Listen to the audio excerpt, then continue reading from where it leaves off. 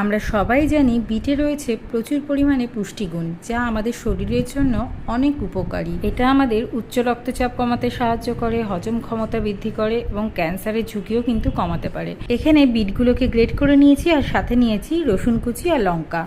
কড়াইতে তেল গরম করতে দিয়ে দিলাম। তেল গরম হলে তার মধ্যে দিয়ে দেবো কাঁচা লঙ্কা, কালো জিরে ফোড়ন। ফোড়ন দিয়ে তার মধ্যে দিয়ে দেবো কুচি করা রসুনগুলো। এবার সামান্য একটু নেড়ে চেড়ে নেবো আর এর মধ্যে দেব সামান্য হলুদ আর সামান্য লবণ। এইবার রসুনগুলো সামান্য একটু ভেজে নেব। একটু লাল লাল হয়ে গেলে তার মধ্যে দিয়ে দেব গ্রেট করা বিটগুলোকে দিয়ে তারপর ভালো করে মিশিয়ে নেব। এবার ভালো করে ভাজতে হবে। যখন বিটের তরকারি খেতে ভালো লাগে না, তখন আমি বিটগুলোকে এইভাবে ভেজে নিই, আর খেতে কিন্তু দারুণ লাগে। প্রথমে অল্প একটু নুন দিয়েছিলাম বলে এখানে আরেকটু নুন দিয়ে দিলাম, যাতে নুনের পরিমাণটা ঠিক থাকে। বিটটা এখানে ভাজা ভাজা হয়েই গেছে, তো দিয়ে দিলাম এখানে সামান্য একটু চিনি। এবার চিনিটা দিয়ে ভালোভাবে মিশিয়ে নেব। তো দেখো পুরোটাই ভাজা হয়ে গেছে ভালোভাবে।